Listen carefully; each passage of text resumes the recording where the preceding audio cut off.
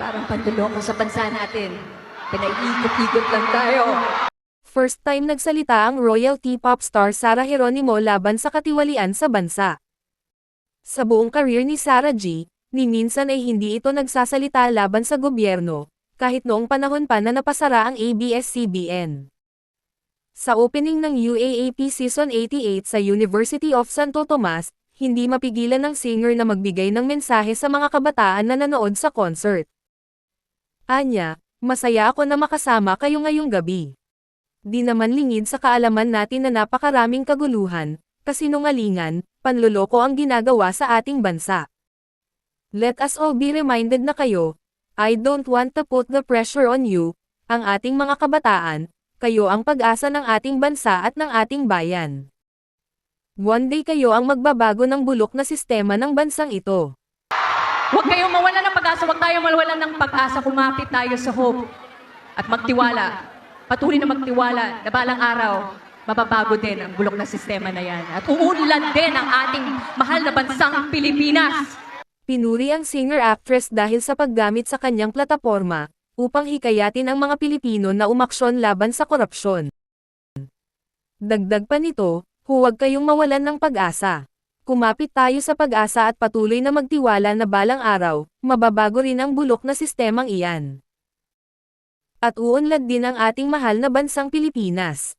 Anya, wala nang aalis sa bansa para magtrabaho, kung dadami ang oportunidad dito sa ating bansa. Hindi na natin kailangang umalis ng bansa para makapaghanap ng magandang trabaho dahil nandito na lahat ng oportunidad.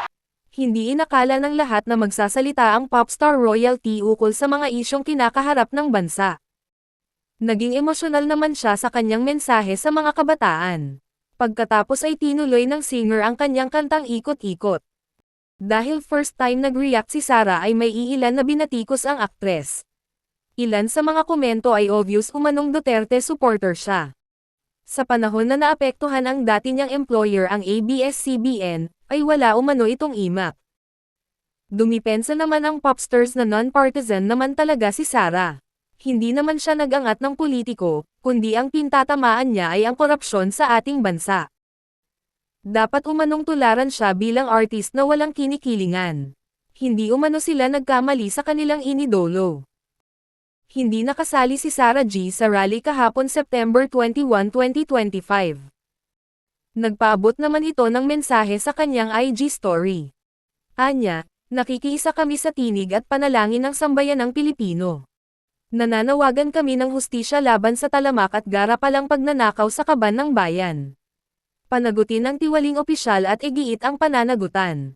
Ito ang aming paninindigan at sigaw ng pagkakaisa para sa Pilipinas. Todo suporta naman ang kanyang asawa na si Matteo Gudicelli, na palaging nandyan sa tabi niya, sa lahat ng kanyang shows.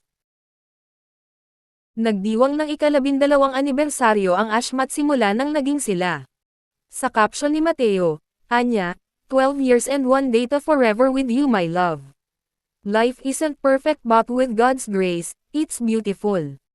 Life gives us wisdom, every trial strengthens us. Each day I strive to be a better husband to you and to live with love, faith and gratitude.